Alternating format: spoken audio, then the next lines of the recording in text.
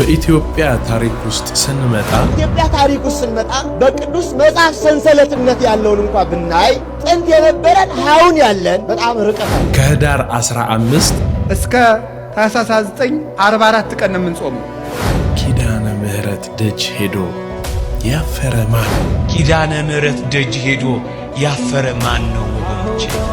እሷ ለምኗት ድረሽልኝ ብሏት ከልጅሽ ከወዳጅሽ አማልጂኝ ብሏት። ኑ አብረን እንሂድ። ኑና አብረን እንሂድ። ወንድ እኔ ፊት ለፊት እመራለሁ። እዚህ ብዙ ህዝብ አለ። እዚህ እኮ ብዙ ህዝብ አለ፣ የሀብታም ቤተክርስቲያን ነው ምናምን ብላችሁ ሐሳቡ በጎ ይመስላል፣ ግን ጽድቅም ይመስል ኃጢአት አለ። እግዚአብሔር አትነግረውም እንደ ኃጢአትን? ለእግዚአብሔር አትነግረውም እንደ ኃጢአትን? የምን ነፍስ አባት ነው? አሬ ኪዳነ ምህረት ናት አይደለ? በስም ያዘነውን ያረጋጋል፣ ያረጋጋውን ማረድ ይኛለች። በስም ያዘነውን ያረጋጋል ማለት አይዞ ማርያምን ያህል እናት እያለች ብሎ ያጽናናውን ማለት ነው። ድንግል ማርያም አለችልህ ያለውንም ቢሆን እባክህ አጽናናልኝ። እውነት ነው፣ እሷ አለችላችሁ ከማለት በላይ ምን ማጽናናት አለ? ሰላም ጤና ፍቅርን እና በረከትን አንድ ላይ አድርጎ ይስጥልን። ውድ የተከበራችሁና የተወደዳችሁ የክርስቶስ ቤተሰቦች እንዲሁም የግዕዝ ሚዲያ ቤተሰቦች እንደምን ሰንብታችኋል? እንደምን ሳላችሁ? ሁሉ ሰላም ነው? ሁሉ ፋፈሽ ነው? ሁሉ አሾይና? እግዚአብሔር ይመስገን። ጾመ ነቢያትን ይኸው ጀመርን። አያልቅበት አይደል? ጨልፎ አይደለም የሚሰጠን። በቃ ሁል ጊዜ በመልአት ነው የምንኖረው። ምክንያቱም ባለንበት ምድር በምንኖርበት ሀገር በዚህ ሰዓት ብዙ ውጣ ውረዶች ባሉበት፣ ብዙ ችግሮች ባሉበት ውስጥ እያንዳንዱን እያሻገረ እዚህ ደርሰናል። እግዚአብሔር የተመሰገነ ይሁን። ጾመ ነቢያትን ስላየን በእውነት እግዚአብሔር ልናመሰግን ይገባል። ሁሉም ሰው ሊጾመው እንደሚገባ ደግሞ እሙን ነው። ዲያቆን አቤሜሌክ ነኝ። ወደ እናንተ ሁልጊዜ እነዚህን መርሃ ግብሮች ይዤላችሁ እቀርባለሁ። ታዲያ ጠፋ፣ የት ነበርክ፣ ምን ነው ምናምን ያላችሁኝ ሰዎች ባላችሁበት ምስጋና ይድረሳችሁ። በእውነት እጅግ በጣም አድርጌ አመሰግናለሁኝ። እንግዲህ ያያችኋቸውንና ወቅታዊ የሆኑ መርሃ ግብሮችን አንድ ላይ አዘገጃጅቼ ይዤላችሁ ቀርቤያለሁኝ። አብራችሁኝ ትቆያላችሁ። ባላችሁበት አረፍ ብላችሁ መርሃ ግብራችንን እንከታተላለን። በቀጥታ ወደ መርሃ ግብሩ። ውድ እግዚአብሔር ቤተሰቦች በያላችሁበት ሰላም ለእናንተ ይሁን። እኛ ብርሃነ ሥላሴ የኢየሱስ ክርስቶስ የትንሣኤው መልእክተኞች ነን። በዛሬው ዕለት ይዘንላችሁ የቀረብነው መልእክት በሰው እጅ ጥበብ ከእንጨት የሚሰራውን ጽላትና ቃል ሥጋ ሆኖ የተገለጠውን ኢየሱስ ክርስቶስን ለዩ በሚል ኃይለ ቃል ሕያው እግዚአብሔር ያዘዘንን መልእክት ወደ እናንተ እናደርሳለን። እናንተ የኦርቶዶክስ ሃይማኖት አባቶች፣ ሊቃውንት፣ ካህናት፣ ሰባኪ መምህራን ከሕያው እግዚአብሔር ሕግና ትእዛዝ የወጣ ቅዱሳን ሐዋርያት ያልሰበኩት ያላደረጉትን በወንጌል የሌለ በሃይማኖት ሽፋን የራሳችሁን ትውፊትና ቅኖና መሰረት አድርጋችሁ በሕያው እግዚአብሔር በቅዱሳን በጻድቃን ስም በሰው እጅ ጥበብ ከእንጨት የሚሰራውን ጽላት በአራት ማዕዘን ሳጥን ታቦት ብላችሁ በማስቀመጥ ቃል ኪዳን ያለው ክቡር ቅዱስ ነው በማለት ቤተ መቅደስ የምትሉትን ቤተ ሕንፃ ሰርታችሁ መቅደስ በምትሉት ክፍል በድንጋይ ቤተ ሕንፃ በማኖር የሚከበርበትን የሚነግስበትን ቀን ሰጥታችሁ በ7 የቅድስት ሥላሴ ታቦት፣ በ27 የመድኃኔዓለም፣ በ28 የአማኑኤል፣ በ29 የባለወልድ ታቦት፣ በ21 የቅድስት ድንግል ማርያም ታቦት፣ በ12 የቅዱስ ሚካኤል፣ በ19 የቅዱስ ገብርኤል ታቦት ይከብራን ይነግሳን በማለት በዛች ዕለት ካህናቶች ጽላት የሚሉትን 4 ማዕዘን እንጨት በጨርቅ ሸፍነው ተሸክመውት ይወጣሉ። ምዕመናን እየተከተሉ በተለይ ወጣቶች ምንጣፍ እያነጠፉ ቀጤማ እየበተኑ በከተማው ባንዲራ ተሰቅሎ ሰልፍ ጠብቆ በመቆም እየታጀበ እልል እየተባለ ለተወሰነ ሰዓት ብቻ ነጠላ ቀሚስ ተለብሶ እየተዘመረ በዩኔስኮ የተመዘገበው የጥምቀት ባህላችን ደመቀ በማለት እየተጠጣ እየተሰከረ እየተጨፈረ ባለባበስ ሳይቀር በቅምጥልነት በመዳራት ሴሰኛ አመንዝራ ሆናችሁ የሕያው እግዚአብሔርን ሕግና ትእዛዝ ተላልፋችሁ ለ4 ማዕዘኑ እንጨት እየሰገዳችሁ ጣዖት ስታመልኩ ትኖራላችሁ። ነገር ግን በመጀመሪያ እግዚአብሔር ጽላት የሰጠን በእጃችን ጥበብ ከእንጨት በሕያው እግዚአብሔር በቅዱሳን በጻድቃን ስም 4 ማዕዘን አድርገን እንድንቀርጽ ነው ወይስ ሕጉን በልቦናችን እንድናሳድር? ለመሆኑ ጽላት የሚከበረው ካህናቶች በጨርቅ ሸፍነው ተሸክመው ስለወጡ ስለገቡ ነው እንዲሁም ጽላቱ ክቡር ቅዱስ ነው፣ ያስፈራል፣ ትቃጠላላችሁ በማለት ምዕመኑም 40 ክንድ ርቀው በመሳለም በመስገድ ነው አይደለም። እግዚአብሔር ጽላት የሰጠን ሕግና ትእዛዙን ጠብቀን እንድንኖር በእውነትና በመንፈስ ቅዱስ እግዚአብሔርን እንድናመልከው በወንድማማችነት ፍቅር በሰላም በአንድነት እንድንኖር ነው እንጂ የኦርቶዶክስ ካህናት በጨርቅ ሸፍነው ተሸክመውት እንዲወጡ እንዲገቡ አይደለም።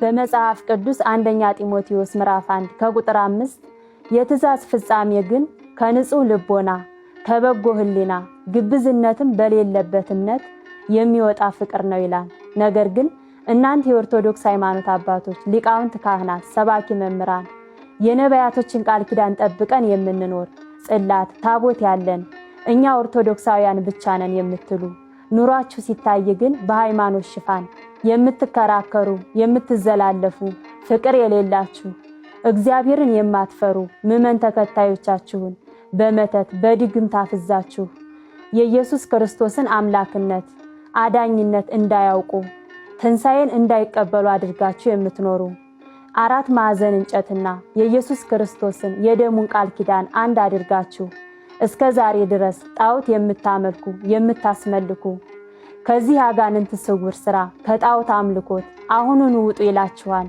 ቃል ሥጋ የሆነው በትንሣኤ በመካከላችን የተገለጠው በዓይናችን ያየነው በጆሮአችን የሰማነው በእጃችን የዳሰስነው የሕጉ ባለቤት ሊቀ ካህናችን ኢየሱስ ክርስቶስ የበለጠ ለመረዳት የመንፈስ ቅዱስ ኃይል፣ ሰላም፣ ዕረፍት፣ ሕይወት እንድታገኙ በዩቲዩብ ድረገጻችን ብርሃነ ሥላሴ ስሪ ብላችሁ እንድታዩ ተጋብዛችኋል።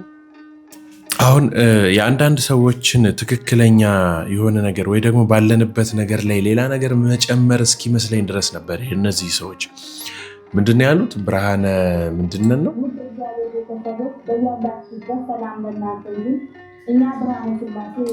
ብርሃነ ሥላሴ።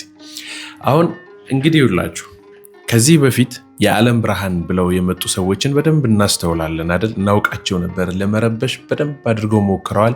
እጅግ ብዙ ሰዎችም አስተውብን ነበረ። ካህን ምን ያደርግላችኋል? ንስሐ አትግቡ። ምክንያቱም በአቡነ ጳውሎስ ጊዜ ካቶሊኮች ጋር ሄደው ቆርበዋል፣ ከነሱ ጋር አገልግሎት አድርገዋል። ስለዚህ ስልጣናቸው እዛ ቀርቷል። ከሳቸው ክህነት በኋላ የመጡ ካህናት እና መነኮሳት በጠቅላላ ካህን አይደሉም የሚል ሐሳብ ይዘው ተነስተው ብዙዎቻችንን ሲረብሹ፣ ብዙ ሰዎችን ከቤተክርስቲያን ሲያስቀሩ በጽዋ ስም በደንብ የምንተዋወቅበት ነገር አለ። ኢትዮጵያውያን እመቤታችንን እንወዳለን፣ ማህበርን፣ ቤተክርስቲያንን፣ ቅዱሳንን በደንብ አድርገን እንወዳለን፣ እናከብራለን እና በምንወደው ነገር ነው የሚመጡትና ጽዋ ማህበርን ብለው ነበር እነሱ ሰዎች የተነሱት። ሲኖዶስ አንድ ጊዜ ባደረገው ምልዓተ ጉባኤ ላይ የተወሰነ ውሳኔ ነበረ በየሀገሩ ስለዚህ ነገር በደንብ ተሰራጭቶ እንዲነገር አድርገው ከዛ ብዙ ሰዎች ጋር ተደረሰ። ያ ነገር ቆመ። አሁንም እነዚህ ብርሃነ ሥላሴ ብለው መጥተው ምን እያሉ እንደሆነ በደንብ አስተውላችኋል። በደንብ ተረጋግተን ልናውቅ ይገባል። መቼም ተገላልጣ ወይም ደግሞ ፈርዛ ምናምን ይሄ ነገር ብታስተምር አንቀበልም ነበር። መነኮሳት መስለው አሁን ደግሞ ይውላችሁ በምን አይነት መንገድ እየመጡ እንደሆነና መንፈስን ሁሉ መርምሩ ስለሚል መንፈስን ሁሉ የሚነገረንን ሁሉ ልንመረምር ይገባል። ማንም እንደ ህዳር አህያ ሊነዳን አይገባም አይደል? ይህንን በደንብ የሚያጠነክርልንን ነገር ከመምህራችን እንስማ። ለእግዚአብሔር አትነግረውም? እንደ ኃጢአትን የምን ነፍስ አባት ነው? ካህንና ሰውን ለመለየት መጥፎ በአሁኑ ሰዓት በከተማችን በእያንዳንዳችን ጋር ነግሶ ያለው ይኸው ኃጢአትን ለእግዚአብሔር ንገር ይላል። አያውቅም። እኔ የሰራሁትን ኃጢአት ያውቃል። አያውቅም።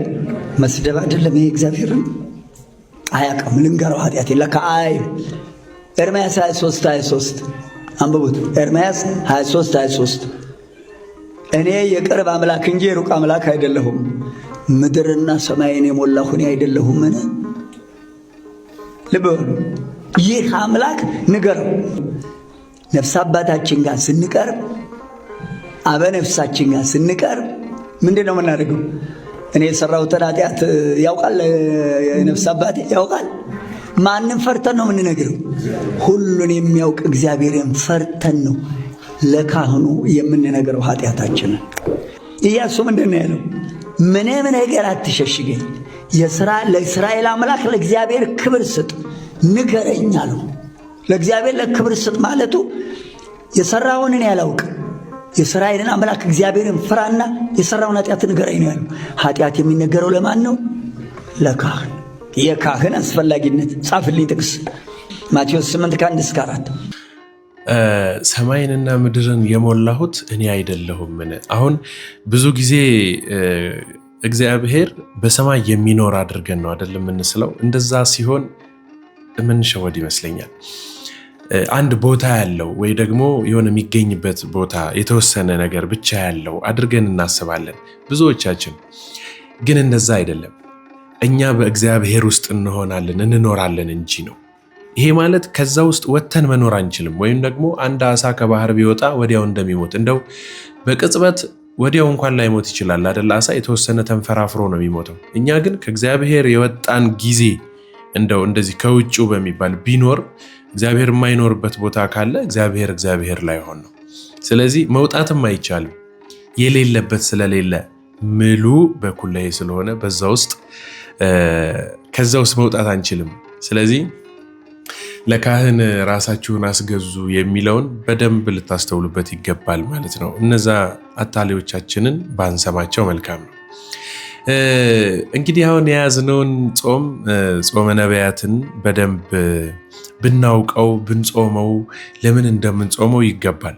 እነዚህን ነገሮች ከመምህራኖቻችን 1-2 ቪዲዮዎች አይተን ብንመለስ የምናደርገውን ነገር በትክክል እናውቃለን ብዬ አምናለሁና እስኪ እንስማቸው።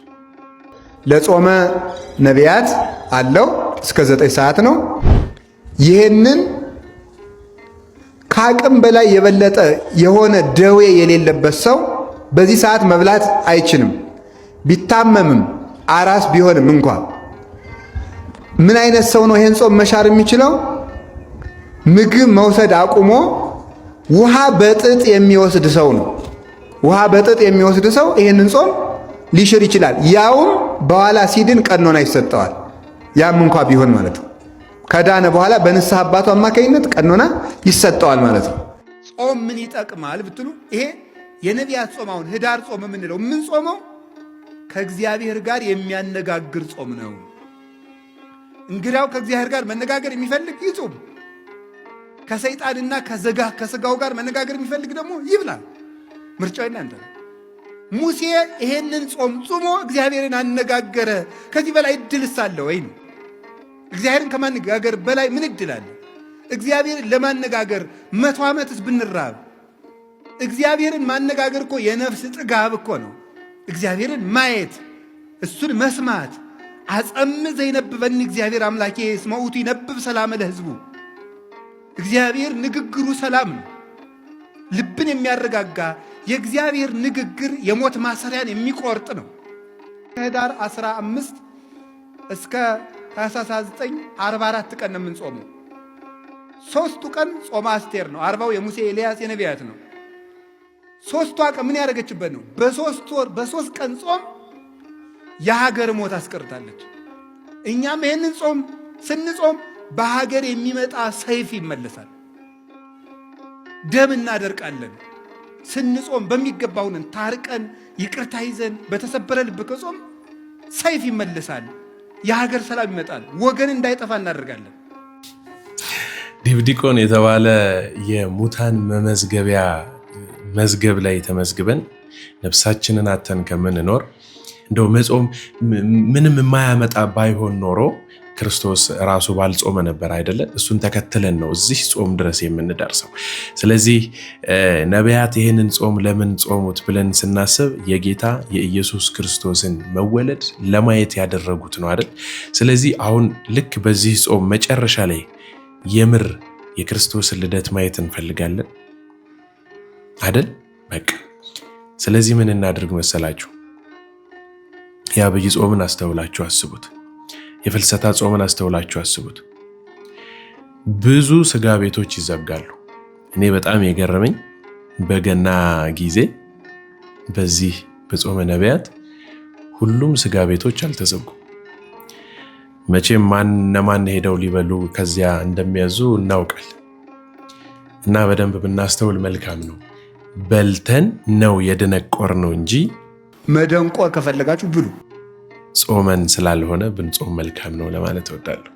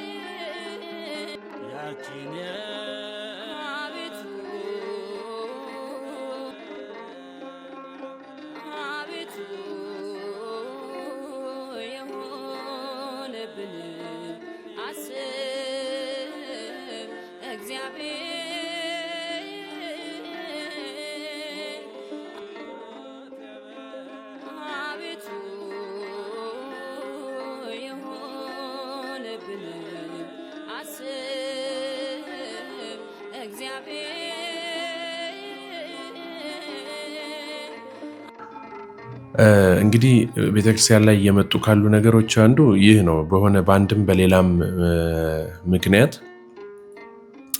ያው የሚሰጠው ሽፋን ተሰጥቶ ባልታወቁ አካላት የምትባለዋ ነገር ሸፈን ትደረግና ቤተክርስቲያን ግን ዕለት ዕለት እየተገደለች፣ ዕለት ዕለት እየተቃጠለች፣ ዕለት ዕለት ካህናቶቿ እየተሰደዱ፣ ዕለት ዕለት እየተረገጠች ነውና የዚህን መፍትሄ ለማምጣት አሁንም የተሻለ ሊሆን የሚችለው ድምጻችን ከጽርሐ አርያም ደርሶ ከእግዚአብሔር ዘንድ ሊጣራልን የሚችለው ልባችን ንጹህ ሲሆን ሆዳችን ሲጾም።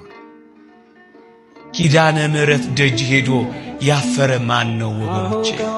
እሷ ለምኗት ድረሽልኝ ብሏት፣ ከልጅሽ ከወዳጅሽ አማልጂኝ ብሏት፣ ምስጢር ያልተፈታለት ቋጠሮ ያልተበጠሰለት የተሰነጠቀው ያልተጠገነለት የተሰበረው ያልታደሰለት የፈረሰው ያልተጠገነለት ማን ነው ወገኖቼ? እንዴ ከጥቅስ በላይ አይደለች እንዴ እሷ? ምዕመናን እኔ አንድ ተአምራት ልንገራችሁ። አንድ ሰው ለምስክርነት ቆሞ መጣ።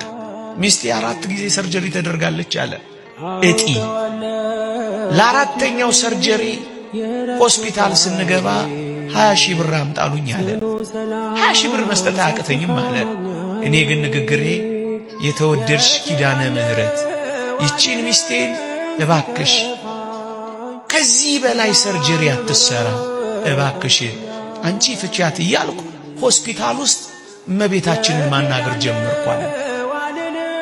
ከዛ ሪፈራሉን አለ። የሪፈር ወረቀቱን ይዤ እኔ ግን የምነጋገረው ሚስቴን አንቺ አድኝልኝ እያልኩ እያወራው ባጃጅ ውስጥ ገባንና አለ ወደ ኪዳነ ምሕረት ቤተክርስቲያን ሄድን አለ። በሸክም ነው ያለችው አለ። ልክ ኪዳነ ምሕረት ቤተክርስቲያን ስንገባ በሸክም የነበረችው ሚስቴ ቆመቻ።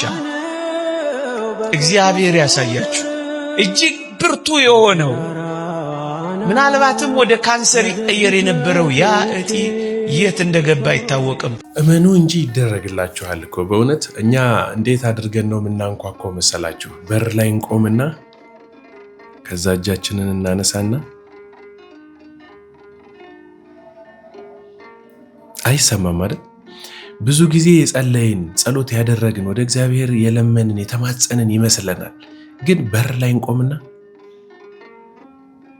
መደረግ ያለበት ግን እንዴት ነበረ? ወይ ደግሞ ሰው ሲያንኳኳ ምን ከፍተው ምን ሰምተን ነው አይደል? ያለበለዛ ላይከፈትልን ይችላልና ስናንኳኳ የእውነት እናንኳኳ፣ እንዲሰማ አድርገን እናንኳኳ። እና እስኪ ጥያቄ ልጠይቃችሁና ኮሜንት ላይ መልሱልኝ። ዛሬ ኪዳነ ምሕረት የሄዳችሁ ብቻ ተሳልመናል በሉ። እሺ እነዚህ ቪዲዮዎች እንግዲህ ወደ ቤተክርስቲያናችን ጠጋ እንበል። ሰሞነኛ የሆኑ ነገሮችን ብንመለከት ደስ ይለኛል። እነዚህን 2 ቪዲዮዎች እንመልከት።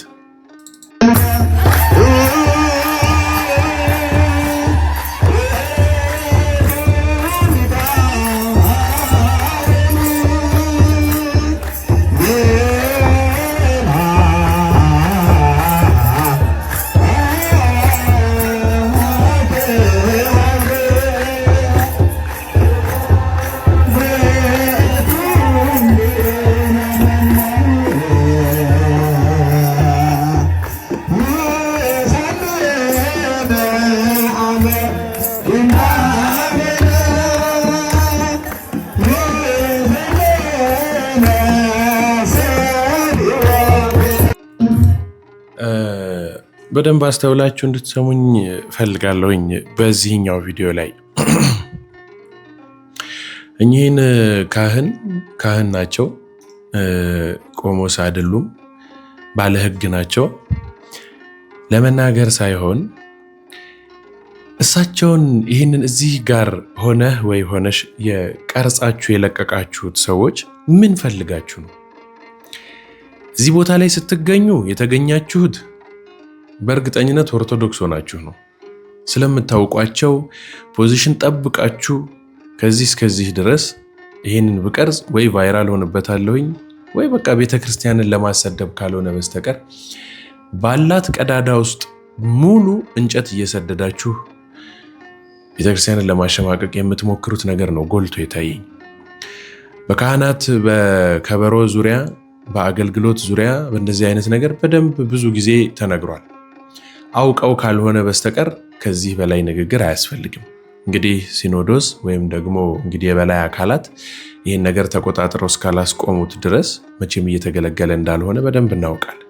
ስለዚህ በተቻላችሁ አቅም ይህንን አይነት ቪዲዮ እየቀረጻችሁ የምትለቁ ሰዎች እናንተ ብታድቡ መልካም። የእናንተን ገመና ማን ይቅረጸው? አስተውሉ። ቤት ያደረጋችሁት አስተውሉ። እዛ ቦታ ላይ ሆናችሁ እዛ ትዛላችሁ። እሱ ጋር ሆናችሁ ያደረጋችሁትን ነገር ማን ቀርጾ ያሳየን? አንድ ቀን ያ ነገር ደግሞ የእናንተ ሆኖ ይወጣል። ይኸውላችሁ በሰፈራችሁት ቁና ነው የምትሰፈሩት። የሰውን ኃጢአት አውጥቶ ማጋለጥ እናንተ ማን ሆናችሁ? ማን ናችሁ እናንተ? ብትችሉ ይሄንን ነገር ትክክል አይደለም አይደል? እንደዛ ተሰምቷችሁ አይደል ያደረጋችሁት? በቃ ያልቃል። ሹክክ ብላችሁ ሄዳችሁ መድረስ ከቻላችሁ ደርሳችሁ ነገሯቸው። አለያ በወረቀት ጽፋችሁ አድርሱ። ምን ችግር አለው? እንዲሰሙ አይደል? ትክክል አይደለም አይደል?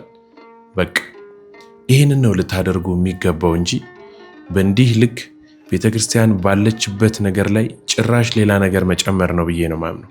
ስለዚህ ብታደቡ መልካም ነው። ከዛ ማህሌቱን አድሬ የአስተዳዳሪነትን ስራ ደግሞ እወጣለሁ። ያ ምንድን ነው? የሐዋርያዊነትም የመምህርን ስራ ስለሆነ ያንን ነው። ምናልባት ይህ እንቅስቃሴው የጸጋ ስጦታ ነው እንጂ ሲናገሩ ሰምታችኋል አይደል? እኔ በጣም ደስ ያለኝ ከንግግራቸው ውስጥ ያደረጉትን ነገር ደግፌ ወይ ትክክል ነው እያልኳቸው አይደለም። ይሄ በደንብ ሁላችንም የምናውቀው ነው። ንግግራቸው ውስጥ ያለው ቃል ግን አስተዳዳሪው ናቸው፣ የደብሩ አለቃ ናቸውና ይቅርታ ሁሉ ይጠይቃሉ። እንሰማለን። ይህ እንቅስቃሴ በሌላ ላይፍ የሚታይ ከሆነ ያለውን ነገር አስተካክዬ ከዚህ ወደፊትም ቢሆን ሌላ ተመልካች እንትን እንዳይሰናከል አስተካክዬ አደርጋለሁ። አያችሁ፣ እነዚህ ቪዲዮዎች ስለተለቀቁ አይደለም እነዚህ መልእክቶች የወጡት። በእንደዛ አይነት የአገልግሎት ስርዓት ውስጥ ስለሆኑ አይደለም፣ ስላወቁ ነው። ታዲያ እነዚህ ነገሮች መደረግ ያለባቸው የት ድረስ ነው? እሳቸው ድረስ ብቻ ነው መሆን ያለበት። ሊቃውንቱማ እንዲህ ብለውንም ነበረ። አዲስ አበባ አቂም ወሰን የሌለው ዝላይ ከበሮ መሬት እንደዚህ እየተጠረገበት ሽክርክርክርክርክርክርክር ይሄ የለም። ስለዚህ ሊቃውንት የማይስማሙበትን ተግባር ማድረግ የቤተ ክርስቲያን ስርዓት ያልሆነውን ነገር መሆን በእግዚአብሔርም በሊቃውንት ዘንድም በቤተ ክርስቲያን ያስጠይቃል ማለት ነው። ይህንን እያወቁ የሚያደርጉ ሰዎች ደግሞ ሊማሩ የሚችሉበት መንገድ በዛው በቤተ ክርስቲያናዊ ስርዓት ሊሆን ይገባል እንጂ ሚዲያ ላይ በማስጣት ፍጹም ሊሆን አይችልም ማለት ነው። እና ብታድቡ ጥሩ ነው ለማለት ነው። ቀጥል። ኢትዮጵያ ታሪክ ውስጥ ስንመጣ በቅዱስ መጽሐፍ ሰንሰለትነት ያለውን እንኳ ብናይ ጥንት የነበረን አሁን ያለን በጣም ርቀት አለው። በእርግጥ እንዲህ አይነት ትምህርቶች ለከተሜ ሰው ይሆናሉ ብዬ ብዙ አላስብም። ከተሜ ባህል የለው፣ ወግ የለው፣ እሴት የለው፣ ዝም ብሎ ቦይ ስለሚሆን ማለት ነው። ለስላሳ ምቹ እንደ ዝንብ አይነት ንብ አይደለም። ከተሜ ንብ አይደለም። ገጠሩ ጥሩ ነው። ሀገር ያለው ሃይማኖት አለው፣ ህዝብ አለው፣ እሴት አለው፣ ወግ አለው። ከተሜ ግን ዝም ብሎ ነው፣ በቃ ወላዋይ ነው የሚሆነው። ይቅርታ የመጣ ሁሉም ያጠምቀን። ሚዲያ ያጠምቀናል፣ ውሸት ያጠምቀናል፣ ሴራ ያጠምቀናል፣ ጎሳ ያጠምቀናል፣ መንደር ያጠምቀናል፣ ቋንቋ ያጠምቀናል፣ ጎታ ያጠምቀናል። አዎ ፍቶት ያጠምቀናል፣ ምኞት ያጠምቀናል፣ ሁሉም ያጠምቀናል። ሁሉ ልውደዳችሁ ይለናል። እኛ ላይ ማሰለጥን አለ፣ እኛ ላይ ማበረታ አለ። አነቃም ደግሞ ድንዝዝ እንላለን። ድንዝዝ መኖር መውጣት መውረድ ድንዝዝ። በቃ ምን እየሆኑ ነው ማለት መባተት አናቅ። አይጨንቀን። ስርዓት ቢፋለስ አይጨንቀን፣ በእርሳም ቢፋለስ አይጨንቀን፣ ታሪክ ቢፋለስ አይጨንቀን፣ ሀገር ቢጠፋ አይጨንቀን። እንኖራለን እንገባለን፣ አለቀ። ከእንዲህ አይነት ድንዝዝነት ውጣ። ጅልነት፣ ድንዝዝ መኖር ምንድን ነው? ምንድነው መኖር? ኦርቶዶክስ ሆኖ መኖር ነው። አያስሄድም። አሁን ቆም ብሎ ማሰብ ይጠይቀናል። ምንድነው የሆነው? ማነው ያበላሸን? እንዴት ነው የምንመለሰው? ሰው ነን አይደለን? ሆነ ለምን ነው የምንበላለው? ሀገር ማን ወዶ ለምንድን ነው? ሃይማኖት አልባ መሆን የቻልነው ለምንድን ነው? ማን ነው እንዲያደረገን? ታዲያ ይሄ ሂደታችን ነገር ያስቀጥላል? ትውልድ፣ ሀገር፣ ህዝብ ይኖረናል አይኖረንም? ካልኖረን ማን ነው ይመልሰን? እኛው። የሚመጣልን የለም። መምህራችንን ቃለ ሕይወት ያሰማልን። በእውነት በደንብ አድርገው ነው ሁልጊዜ በምናገኛቸው በምትልኩልኝም ቪዲዮዎች ንግግራቸውን መልእክቶቻቸውን ስናመጣ በደንብ አጥንት ሰርስረው የሚገቡ መልእክት ነው የሚያስተላልፉት እና ቃለ ሕይወት ያሰማልን። ለራሳችን ልንሆን የምንችለው ማንን? ራሳችንን። ማንም መጥቶ ከዛ ነገር ውስጥ ሊያወጣን አይችልም። አሁን ሰሞኑን ሚዲያ ላይ ሲሸጋገር ያየሁት ፎቶ፣ እዚህ ጋር የምትመለከቱት ፎቶ ማለት ነው። እኔ በጣም ነው በቃ የከበደኝ። ጭራሽ ምን አይነት ወይ እግዚአብሔር፣ በጣም ከባድ ነው። እንዴት መሰላችሁ?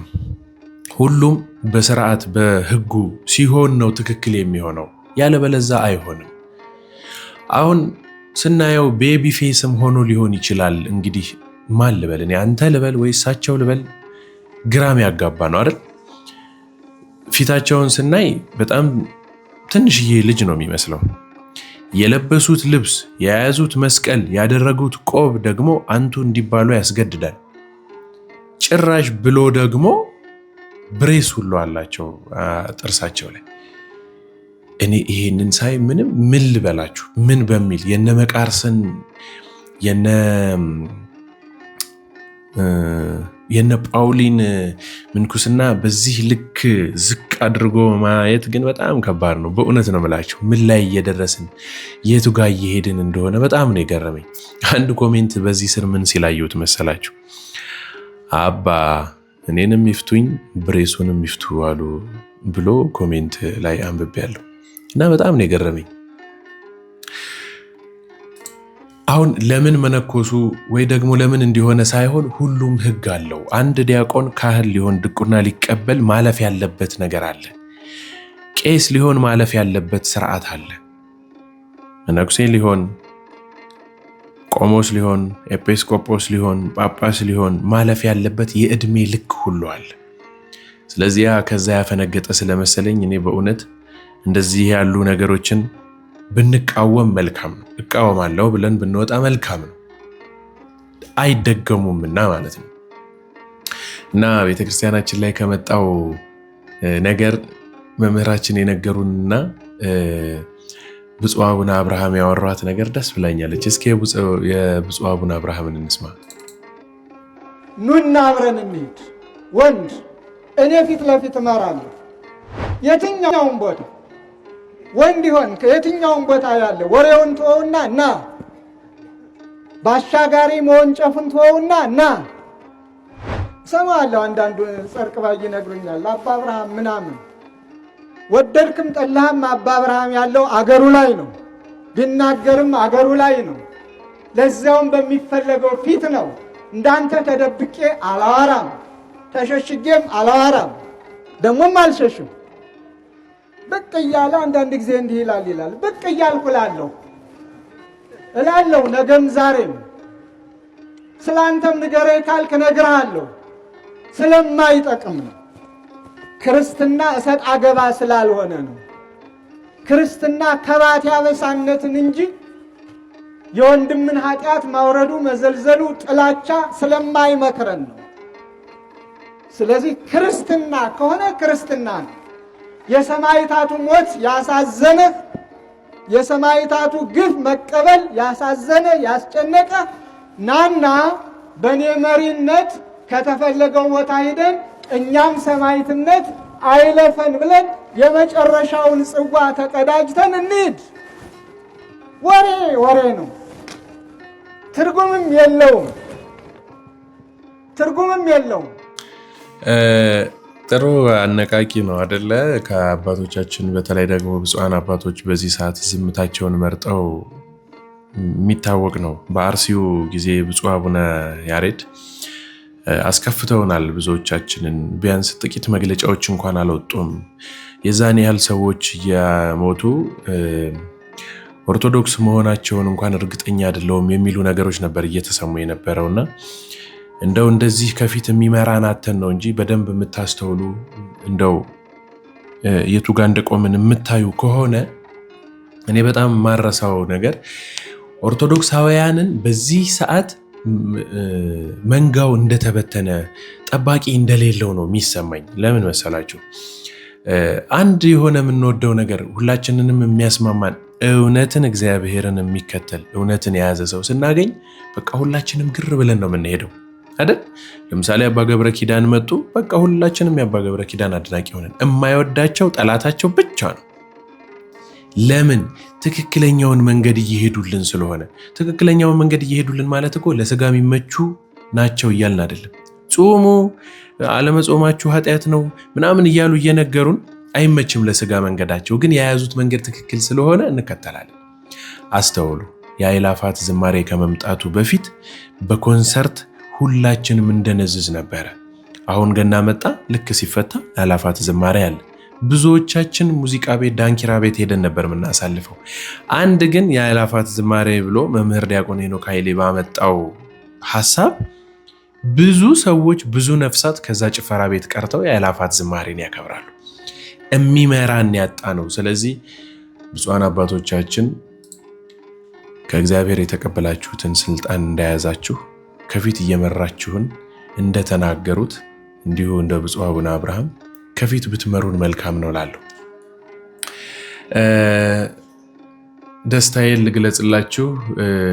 ጋዜጠኛ ነጋሽ በዳዳ በሙያ የሚመስለኝ ወንድሜ ነው። እጅግ በጣም ደስ ብሎኛል በእውነት በዚህ በቤተ ክርስቲያን ስርዓት በስጋው ደግሞ ማዕስባን ተደርጎ በክብር ስለአገባህ የጋብቻ ስርዓትን ስለፈጸምክ እጅግ በጣም ደስ ብሎኛል። እንኳን ደስ አለ እንድትሉ ትፈልጋለሁኝ። እዚህ እኮ ብዙ ህዝብ አለ፣ የሀብታም ቤተ ክርስቲያን ነው ምናምን ብላችሁ ሐሳቡ በጎ ይመስላል፣ ግን ጽድቅ የሚመስል ኃጢአት አለ። በቤተ ክርስቲያናችን ከስራ ስርዓት ይበልጣል። ይህንን በደንብ ያዙ። ከስራ ምን ይበልጣል አልኳችሁ? ስርዓት ይበልጣል። ኦዛ የተባለ ሰው ነበረ። ታቦቱን ይወደዋል፣ ግን ታቦተ ጽዮን ከምትወድቅ እኔ ልውደቅላት ብሎ እጁን ታቦተ ጽዮን ላይ ጫና። የእግዚአብሔር መልአክ አልማረውም፣ ቆረጠው፣ ገደለው። ስፍራውም እስከዛሬ ድረስ የኦዛ ስብራት ተባለ። በጎ እኮ ነበር ያደረገው፣ ግን ከስራ ምን ይበልጣል ነበር ያልኳችሁ? ስርዓት ይበልጣል። ታቦቱን መንካት ካልቻለ መንካት የለበትም። የሚያደርገው በጎ ስራ እንኳን ቢሆን በተገቢው ሰው ነው መሆን ያለበት እንጂ በማይገባው ሰው የሚገባ ስራ ሊሰራ አይገባም። አገልግሎት በምታገኙበት በአጥቢያችሁ በተመዘገባችሁበት ቅርባችሁ በሆነው ቤተክርስቲያን በዚያ አስራታችሁን መስጠት ይገባችኋል። ከዚያ ውጪ ምን ችግር አለው? አንድ ቤተክርስቲያን አይደል የምትሉ ካላችሁ ለምሳሌ አለርት የመንግስት ሆስፒታል፣ ጥቁር አንበሳም እንደዛ። ጥቁር አንበሳ ታክመህ መቼም አለርት አትከፍልም። ምን ችግር አለው? አንድ የመንግስት አይደል እንዴ አይባልም፣ ነውር ነው። ስለዚህ ባገኘኸው ቦታ አይደለም፣ በተገለገልክበት በዚያው ነው፣ በቆምክበት ቦታ በዚያ ነው አገልግሎትን ማግኘት፣ እንደገናም ደግሞ አስራትን ማውጣት ያለብህ። ታዲያ ምንድነው ለተቸገሩት መስጠት ያለብን ያላችሁ እንደሆነ ባጭሩ ልንገራችሁ፣ መባ ይባላል። ስለዚህ አብያተ ክርስቲያናትን ስትረዱ አካባቢያችሁ ላይ ካለው ቤተክርስቲያን ውጭ የምታደርጉት ስጦታ መባ ይባላል ማለት ነው። እና ሁላችንም በአጥቢያችን ያሉትን ደብሮቻችንን ሁልጊዜ በመሄድ በረከቱን ረድኤቱን እንድናገኝ ይገባል ለማለት ወዳለሁኝ። ተዘጋጅተው የቀረቡላችሁ ቪዲዮዎች እነዚህን ይመስሉ ነበረ። በሌላ መርሃ ግብር ተገናኝተን ዳግም እስከምንማማር ድረስ ቸሩ እግዚአብሔር አምላካችን ሀገራችን ኢትዮጵያን፣ ሃይማኖታችን ኦርቶዶክስ ተዋሕዶ ቤተክርስቲያንን እቅፍ ድግፍ አድርጎ ይጠብቅልን። ወስብሐት ለእግዚአብሔር። ሰላም ቆዩኝ። ቻው።